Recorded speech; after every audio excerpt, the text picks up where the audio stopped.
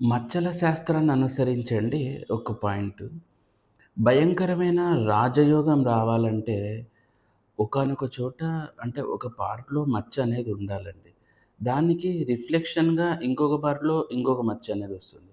ఈ 2 మచ్చలు గాని మీ బాడీ మీద ఉన్నాయనుకోండి, ఇక మీరు ఇంక తంతె బూరెల బుట్టలో పడినట్టు, లేదా నక్క తోక తొక్కినట్లు, కుక్క తోక తొక్కినట్లు ఇక మీరేదన్నా చెప్పుకోవచ్చనమాట. అట్లాంటి ఆ 2 మచ్చల గురించి ఇప్పుడు చూద్దాం. మొట్టమొదటి ఆ మచ్చలొచ్చేసి ఒకటి కుడి చెస్ట్ మీద రైట్ సైడ్ చెస్ట్ మీద ఉండాలి. ఇంకొకటొచ్చేసి మీకు రైట్ సైడ్ ఈ భుజము ఈ కింద ఉండాలనమాట.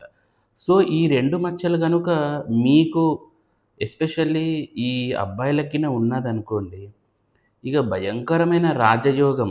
అసలు మీకెట్లాంటి అదృష్టం వరిస్తుందో అనేది ఊహించడం గూడా కష్టమనమాట.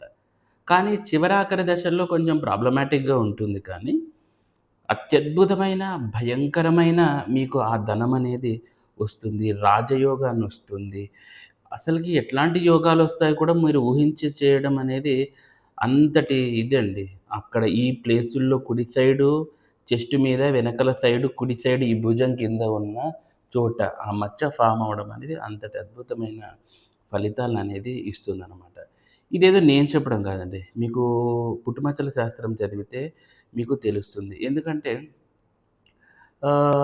జ్యోతిష్యంలోనే ఒక భాగమండి. స్వప్న శాస్త్రం గాని, పుట్టుమచ్చల శాస్త్రం గాని, శకున శాస్త్రం గాని, ఇవన్నీ కూడాను జ్యోతిష్యంలోనే ఒక భాగం కింద ఉంటాయన్నమాట. ఇందులో నంబర్ ఆఫ్ మీకు ఈవెను ఇప్పుడు బొడ్డు దగ్గర, బొడ్డు దగ్గర పుట్టుమచ్చలుంటాది అంటే ఎట్లాంటి ఫలితాలుంటాయి? మీరింకోటి తెలుసా అండి? మీకు ఈవెను ఈ ఫోర్‌హెడ్‌లో గూడా పుట్టుమచ్చలున్నప్పుడు ఎట్లా ఉంటాది అనేది రకరకాలుగా మహర్షులు వాళ్ళు తాత్విక దర్శనం చేసి మనకు చెప్తా ఉంటారనమాట. ఆ పుట్టుమచ్చల శాస్త్రంలో. సో, కాబట్టి మీరు ఇట్లాంటి మచ్చలు ఎవరికన్నా ఉన్నాది అంటే మటుకు you know you are going to enjoy the beautiful life అనమాట. సో, అదండి.